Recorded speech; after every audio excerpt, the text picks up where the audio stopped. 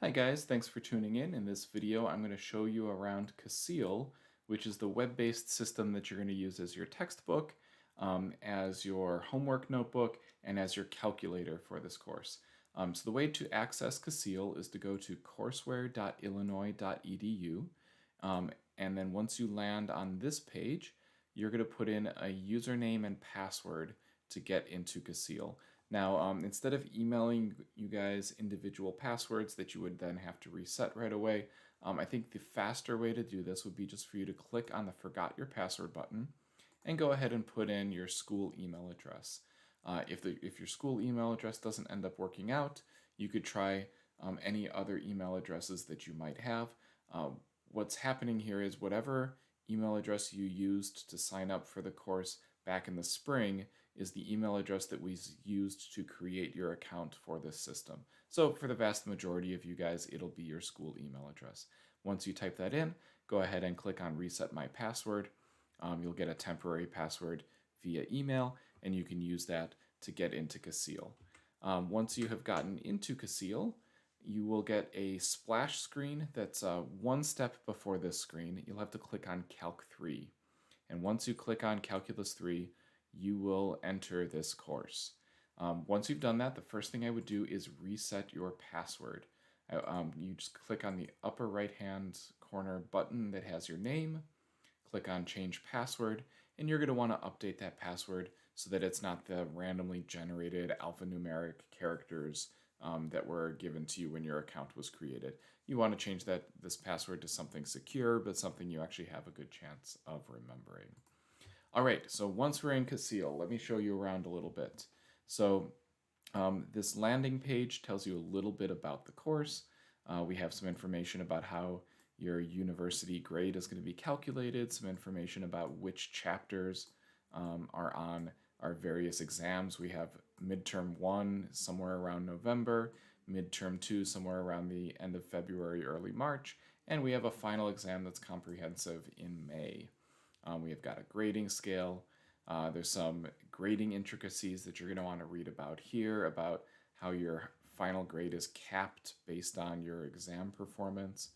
And then on the left-hand side here, we have this menu, which is basically your way of navigating through our Calc 3 course. You could see that we have 13 chapters, as well as an introductory chapter. Let me show you a little bit about how to move through this system. So every chapter begins with something called the basics. And the basics is pretty much what it sounds like. It's the beginning kind of textbook material that you need for this course. It's the foundational information that you need to navigate your way mathematically through the chapter that you're in. So you can kind of think of it as like the chapter, the first section of a new chapter, right? Anyway, so I've opened up Lesson 2 Basics here, and let me show you how to expand out these items. If you see this little triangle, if you click on it, it expands the cell, and this is going to read like a textbook. Maybe a little more colloquial than a textbook, but essentially like a textbook. So you'll read through these sentences, and then when you get to a block of code, you're going to press Shift-Enter to evaluate that block of code. And a smart thing to do that I recommend is, as you're reading through the textbook, don't just read the sentences, but also do your best to read through the code. The more code you read, the more you're going to absorb it through osmosis, and you'll eventually be able to type your own code if you so choose, though most people can get through the course by doing a lot of copying and pasting and changing. So for example, I just did a Control-C to copy that code. I'm going to move my mouse cursor till it turns sideways, and I'm going to right-click, insert new input cell. You're going to notice this is in green. When you guys insert cells into the textbook, they're going to show up in green. When I am in your notebooks and I insert cells, they're going to show up in kind of a pinkish red. So green for student input, pink or red for teacher input, so you can kind of tell the difference between them. And if I paste this code, maybe I want to show the exact same vector as the previous one, except for I want 2 times x, and I want this to be a red vector. So we're going to get a vector that's twice as long as the previous vector, and it's red. Maybe instead of 2 times x, we want the opposite of x.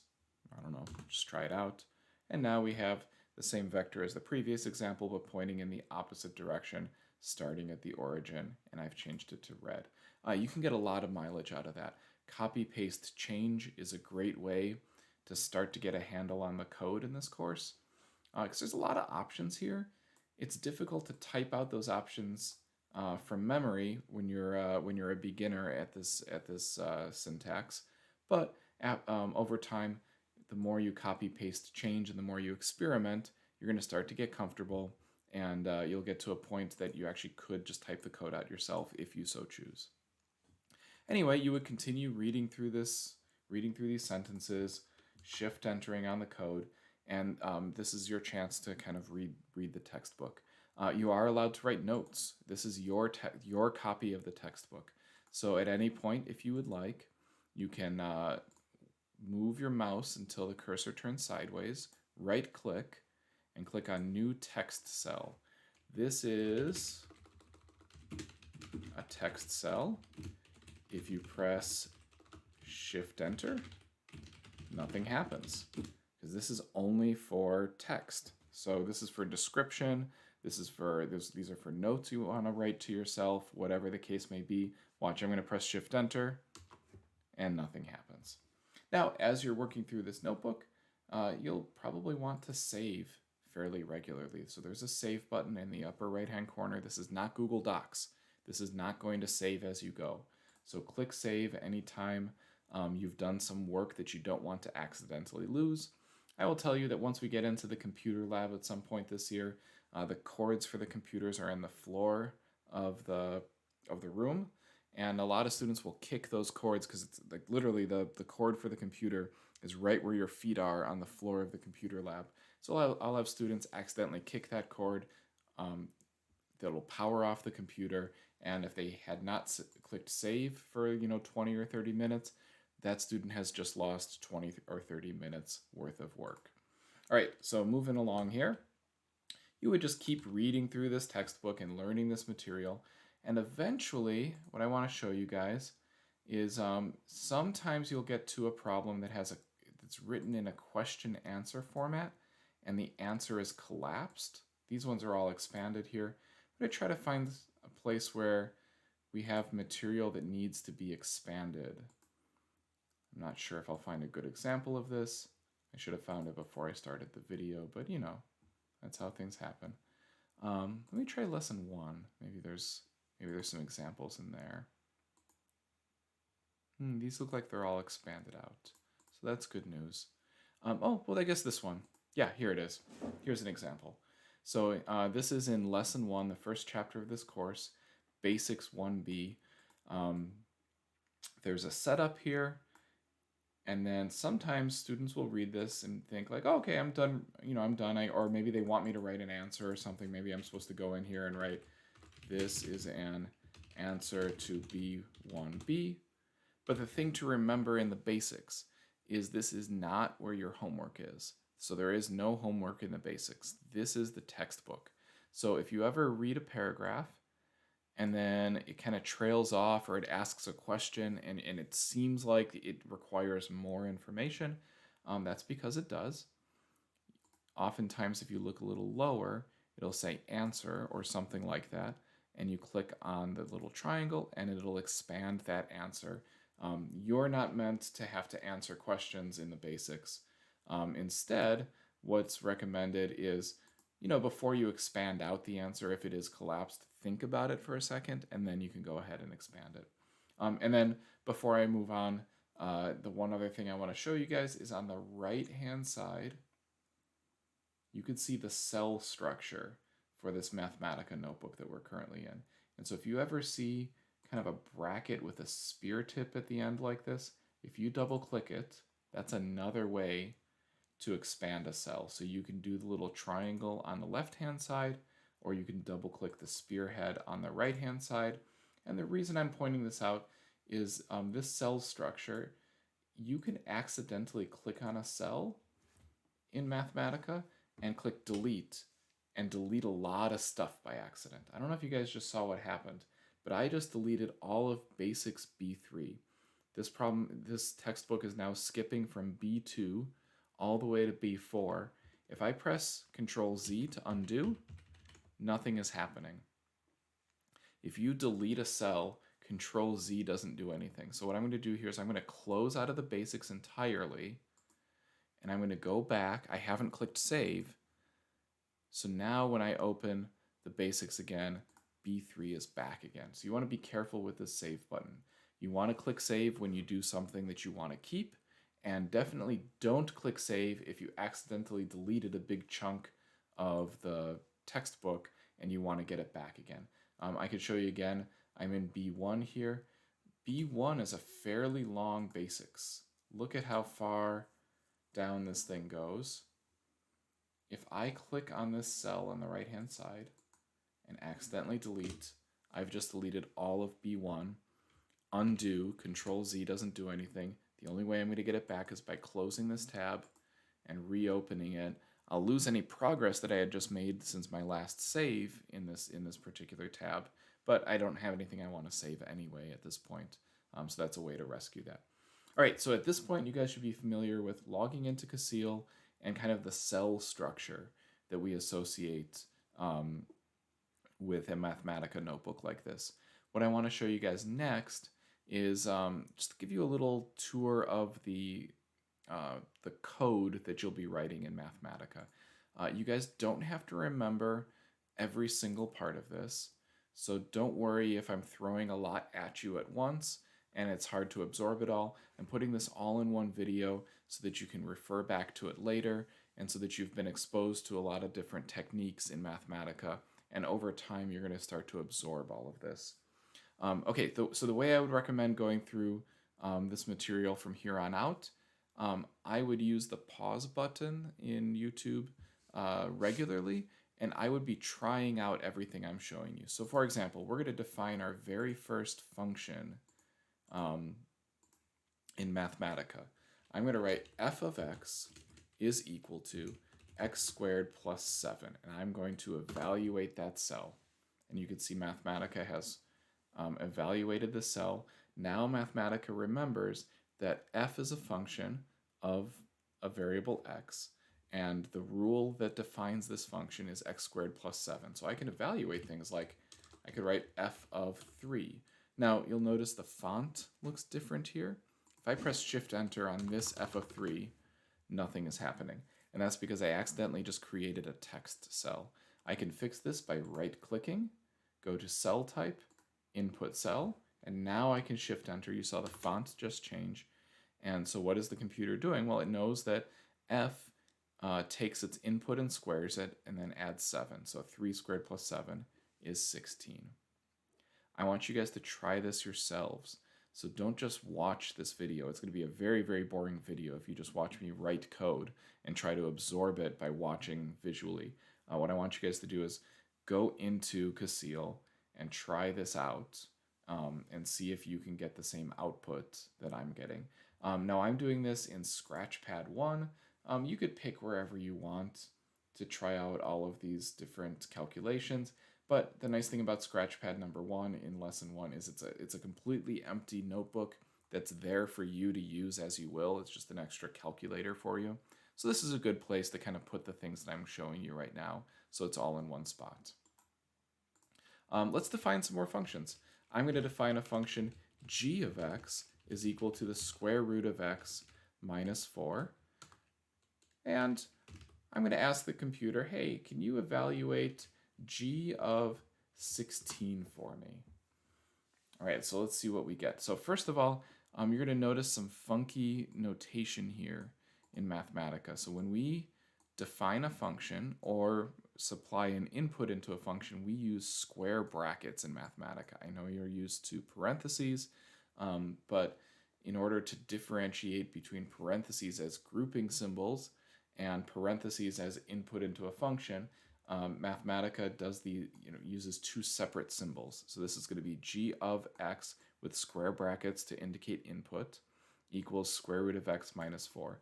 Now when you define a function, the very first time you tell the computer that you are defining a brand new function, the variable that that function depends upon gets an underscore.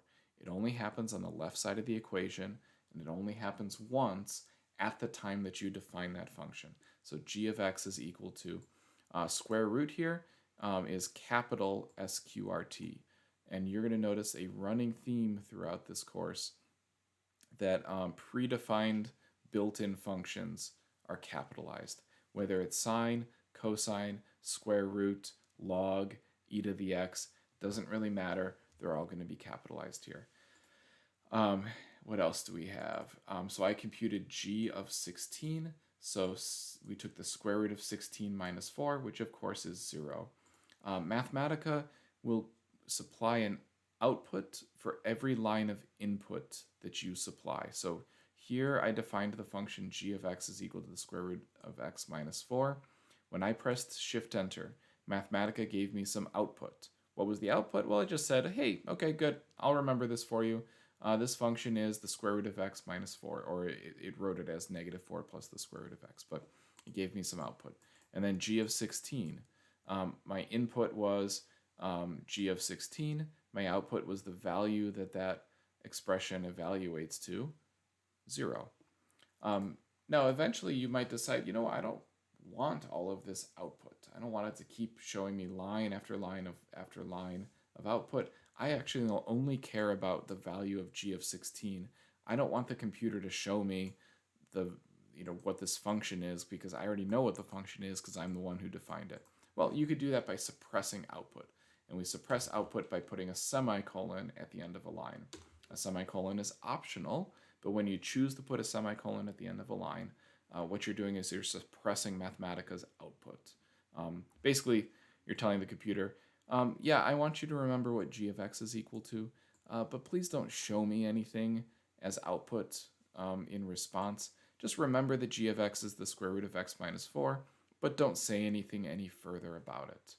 And then all we get is the output from g of 16. Let me show you a couple other functions we could define. Why don't I define h of x is equal to e to the x. You guys are familiar with e to the x. That's the e to the x that you have known since your Algebra 2 class. I'll make up a j of x.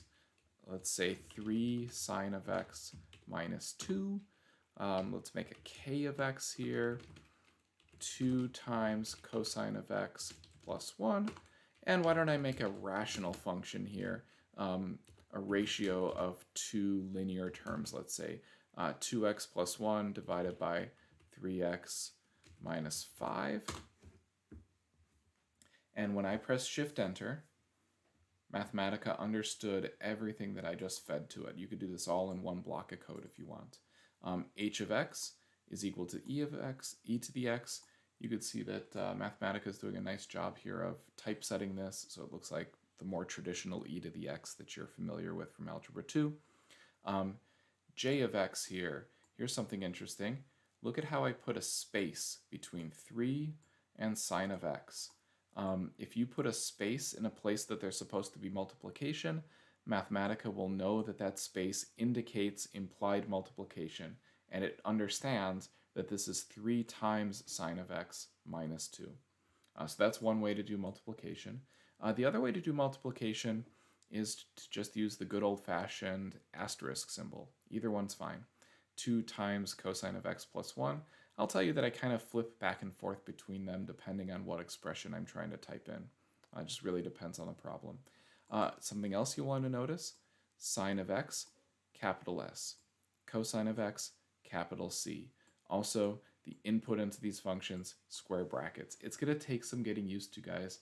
There's going to be, at some point in this course, where you're writing code to solve a problem for homework, and you're going to get stuck, not because you don't understand calculus, but because your typesetting ended up not conforming to Mathematica's required syntax. Basically you'll do this. And unfortunately, this is not going to work. It's not going to cut it. When you try to evaluate this function, Mathematica doesn't think that this is the sine of x anymore. It thinks it's the variable sin times the variable x. You could see that by clicking on this output. This doesn't look like 3 times the sine of x. This looks like 3 times the variable sin times the variable x, which is not what we were going for. So let me put that back to sine. Rerun it, and we're all good again. And then for m of x here, this rational function, the right side of this expression looks basically like what you would have put into your TI-89. So this should look fairly familiar.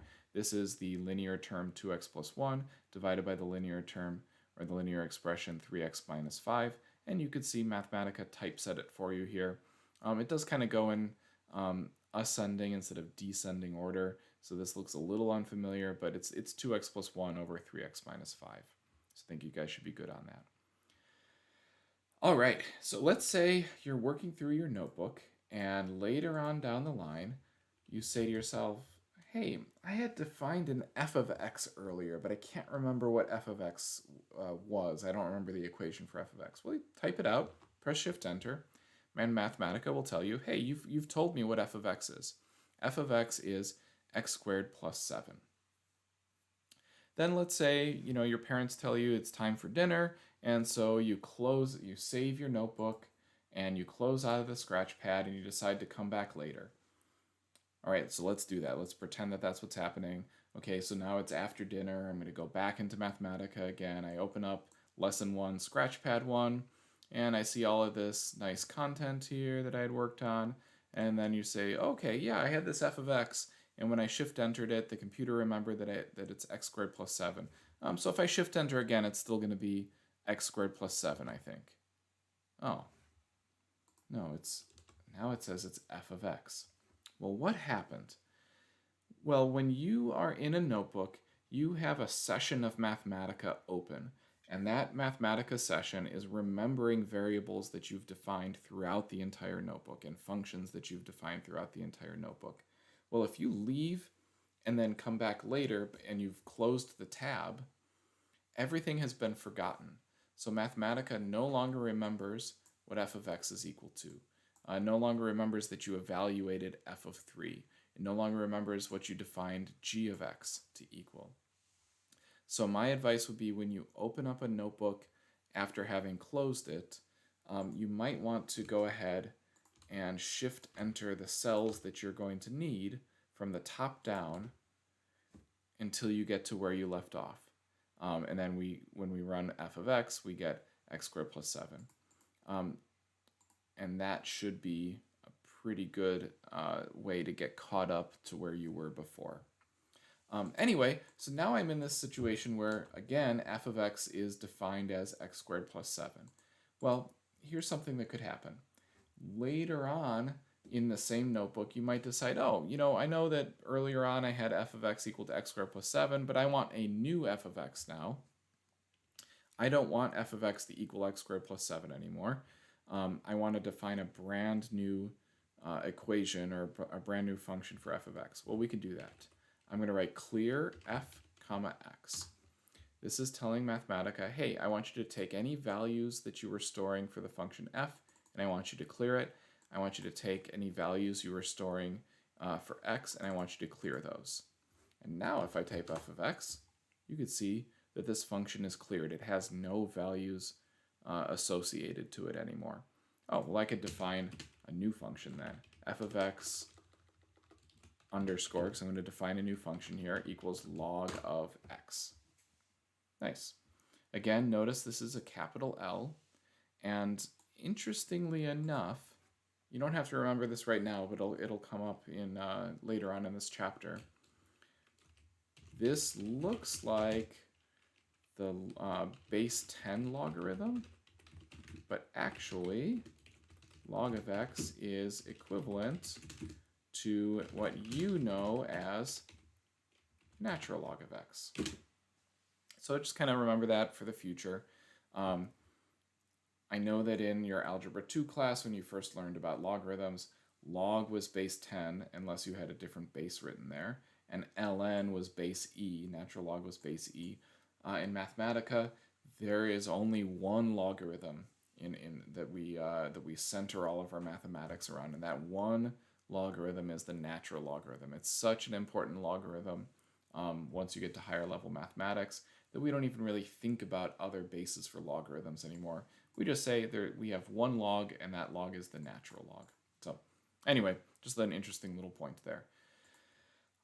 Anyway, if you remember, f of x we just defined as log of x, and I believe that we had defined h of x as e to the x. These are supposed to be inverses of each other, inverse functions. So let's see what happens here if we try composing functions. Let's compute f of h of x and also h of f of x, and just see what happens here.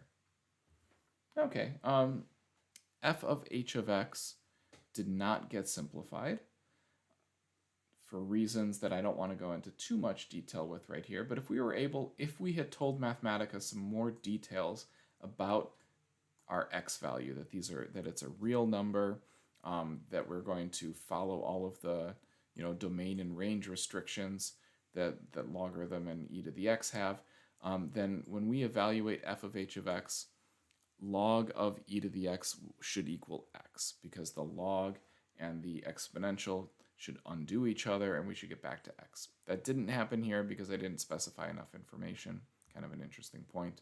But h of f of x did evaluate to x. So we could see here that e to the x and log of x truly are inverse functions of each other because they're undoing the work of the other, and we get back to x. And like I said, if I was able to put in a little more detail here for what kinds of numbers x is allowed to be, namely real numbers, this would have simplified as well. But we're not going to spend time on that because it's not super important. All right, moving right along here. Let's say later on in your homework, you have a value that keeps coming up over and over again. Say 3 pi over 2. Maybe you're working on a homework problem where you're evaluating functions at this value 3 pi over 2, and you just don't feel like typing it out anymore.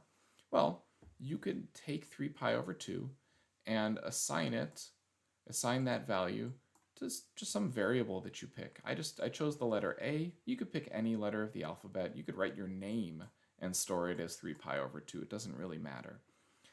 By the way, notice here, pi has a capital P in it. So again, that running theme, that built-in functions in Mathematica and built-in constants in Mathematica start with capital letters. Anyway, what can I do with that A value now? Well, I could evaluate some of these functions that I had defined. Look at this. J of x and k of x were sine and cosine functions. I can remind myself the values of j of x and k of x by typing them out. And I could see, okay, so a is now stored as 3 pi over 2, j of x was the function 3 sine x minus 2, and k of x was defined as the function 2 times cosine of x plus 1. Well, maybe I want to evaluate the function j at 3 pi over 2 and evaluate the function k at 3 pi over 2. Well, go ahead and plug a in there for each of those. And there we have it. A is stored as 3 pi over 2. That's the first output that we have. J of a evaluates to the value -5, and k of a to the value of 1.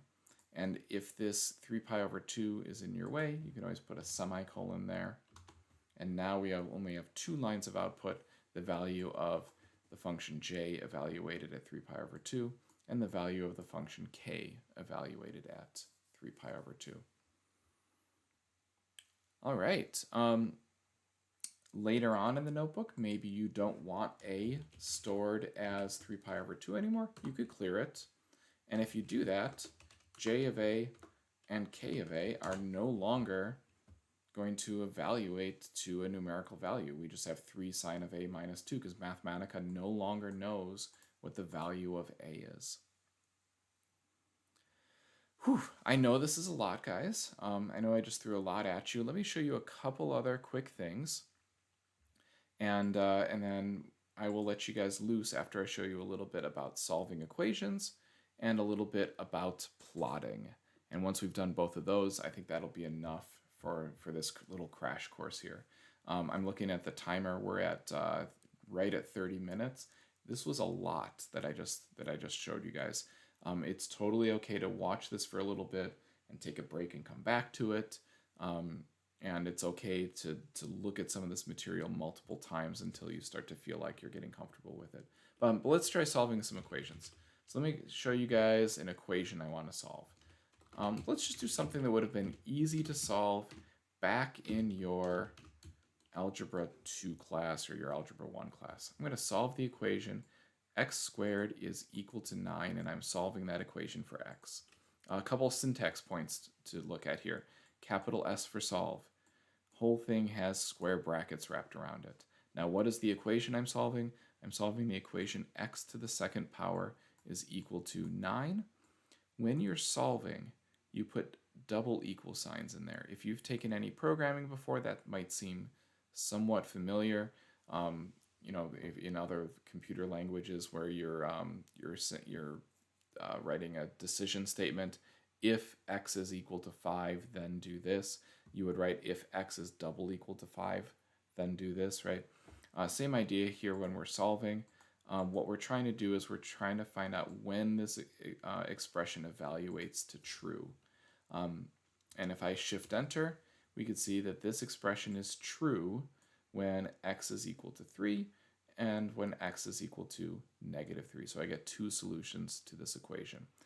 Solve is going to be one of your better tools to try first. But the other thing we have to keep in mind is sometimes we're trying to solve an equation that doesn't have an exact answer. Or maybe we don't want the exact answer. Maybe we want a numerical approximation of the answer because the problem we're doing only requires a numerical approximation. Maybe it's a word problem or something.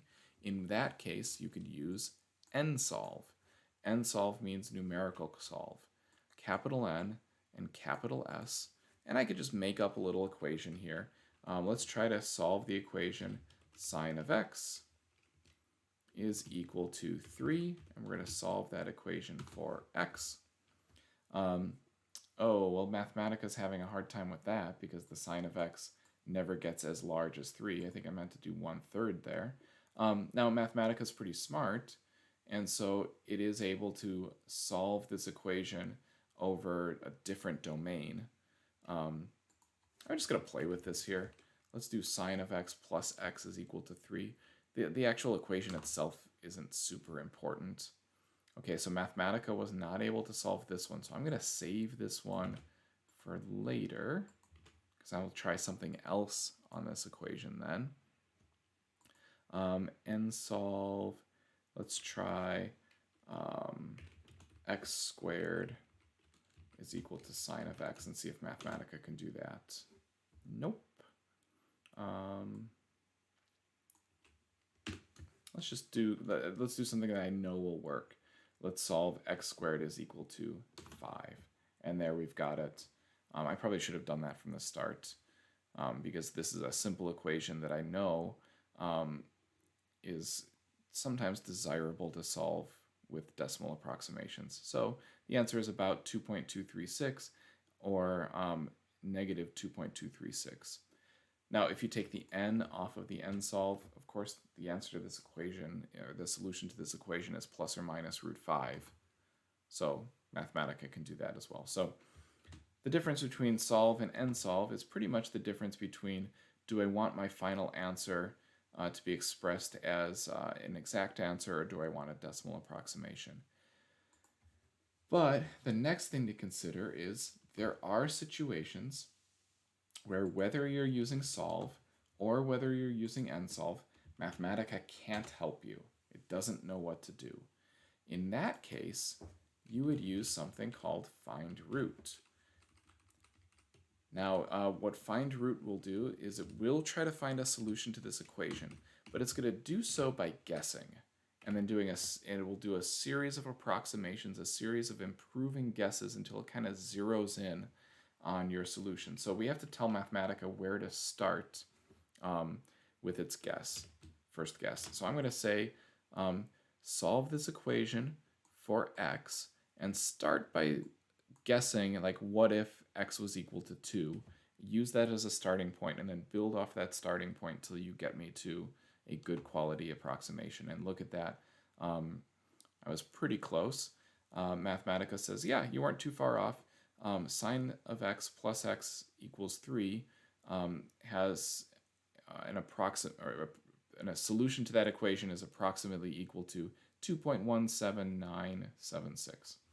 Now, one thing to be careful about, find root will find you one and only one root, only one solution to your equation. And so if you have something that's periodic like sine here, if we're expecting more than one solution, we're going to have to try different guesses and try to get other solutions from that. I would say that a good 75% of the time you're probably using solve in this course, maybe about 10% of the time nsolve, and then maybe about that remaining 5% of the time. Actually, I just lost track of my percentages, but most of the time solve, sometimes nsolve. Very rarely we need to resort to find root. Those are your three main ways of solving equations. And next, let me show you guys how to do some plotting. So let's keep this simple here. I believe that since we were talking about sine of x plus x, it could make sense to define the function f of x is equal to the sine of x plus x. Now, I know that I previously defined f, so I'm going to use my clear command here just to clear out any values that are currently stored for f. And then I'm going to tell Mathematica to please plot f of x, where x goes from 0 to 2 pi. And let's see what we get. Oh, that's kind of cool. So that's what the sine of x plus x looks like. And we probably could try to go through here and figure out this an approximate graphical solution to this equation by looking at sine of x plus x is equal to 3, where this function is equal to 3, and use that to try to guesstimate where our x value is. Here, let me show you what I mean. If I double click on this graph, it's going to bring up some drawing tools. Sometimes I find these easy to work with, sometimes I struggle with them. I'm going to try my best right here, but the equation we just solved, sine of x plus x is equal to 3. This means that we want our function's y value to be 3. So I'm going to start at a y value of 3. I'm going to kind of trace it over to the curve. And then I'm going to figure out what x value is associated to that y value. Hey, yeah, that's pretty close. That answer that we got of x equals 2.179, that looks about right. All right, so that's some basic plotting. Now maybe you might decide, you know what, Mr. Bertoni, this graph looks okay, but I wish it just had a little more style, a little more pizzazz to it. You could do that. We literally call it style. So plot style, we can make this plot red. We could change its thickness. And there's that same plot, but looking a little bit better.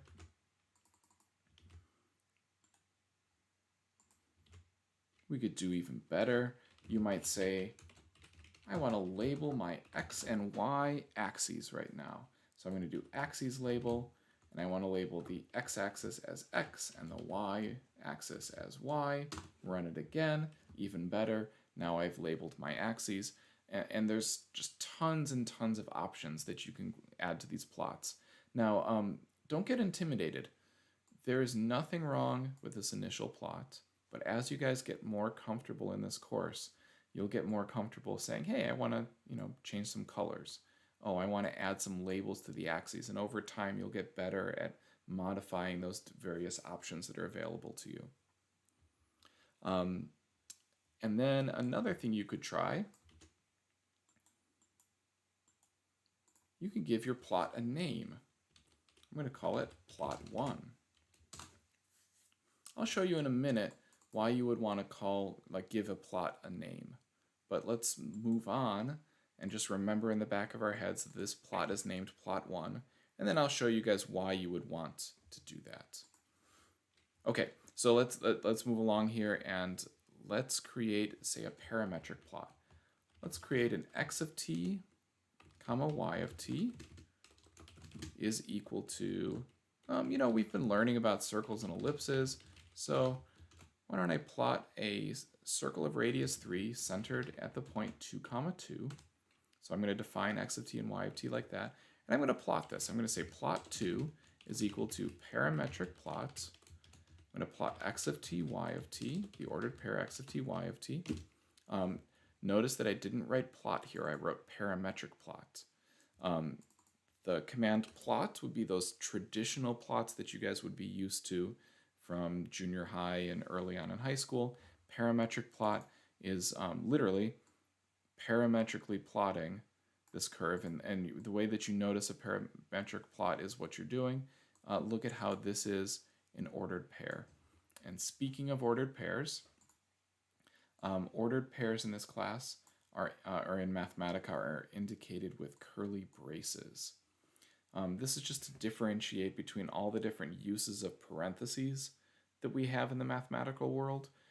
Parentheses are sometimes grouping symbols, sometimes they're to indicate ordered pairs or ordered triples, sometimes they're used to indicate input into a function. Well, that's very confusing for a computer, and so we kind of create a bunch of different symbols for the many different uses that we have for parentheses. So I know that we're used to writing ordered pairs with parentheses. In Mathematica, we have to do it with curly braces. Curly braces here, curly braces here, curly braces everywhere in this expression. Anyway, so that's how we know we have a parametric plot, because we have an ordered pair here. And we are going to let the computer know that our parameter t is going to vary from 0 to 2 pi. You could put a space there or not, doesn't matter. And since my previous plot was red, why don't I make this one blue? I'm going to shift enter, see how this goes. Good, I've got a circle that popped up without any error messages. And here's the benefit to naming each of our plots. I could show plot 1 and plot 2 on the same set of axes. Now I'm expecting this to not look beautiful. I'm going to show you guys how to fix it after we run this though. Okay, so Mathematica just tried to show the red curve and the blue circle on the same set of axes.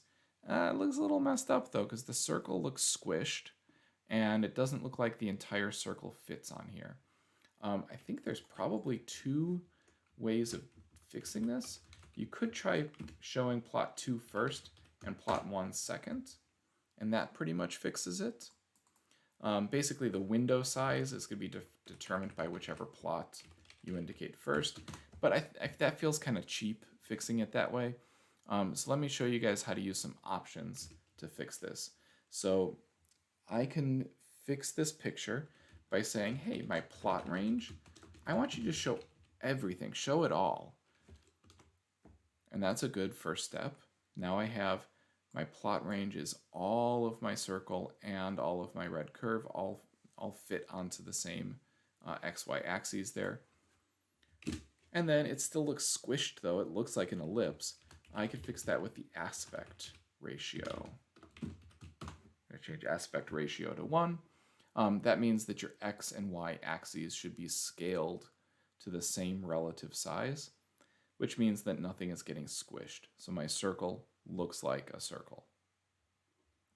All right, guys, and finally here, I know I'm at 43 minutes, and I do apologize that this walkthrough has gone so long, but I'm going to show you one more technique for plotting. I'm going to show you a 3D parametric plot. So I'm going to write parametric plot 3D. There's a difference between parametric plot and parametric plot 3D.